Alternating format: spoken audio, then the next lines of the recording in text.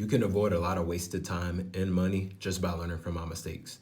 So whenever I first got into the chauffeur business, I made 3 mistakes. Mistake number 1 was buying the wrong SUV.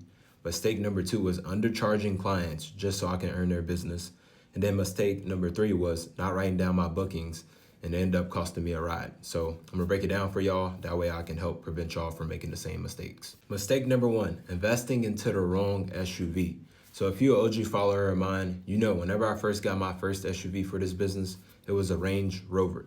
Did buying a Range Rover set me back financially? No, but it did limit my earning potential on Uber. I was only able to do Uber Black. That's it. Now the Range Rover was a 4-seater SUV and it had trunk space.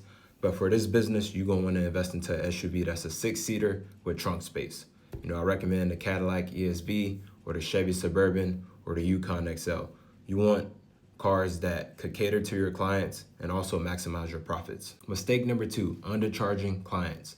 When I first started in this business, I was desperate for clients, so I lowered my prices just to earn their business. And then I started meeting people that was willing to pay my prices without having a question about it. So that's when I realized I'm selling myself short. It's people out there that's willing to pay you what you're worth, but you gotta set that standard from the start. Mistake number 3, targeting the wrong people. At first, I was just talking to anybody, but then I quickly learned, let me qualify these people based on conversation. Now I know how to spot a high value client based off how they talk, where they shop at, and how they carry themselves. Mistake number 4, not writing down bookings. One time I had a client call me to schedule a ride, and I forgot to write it down. He ended up having to take an Uber. That was probably one of the worst pains I ever felt.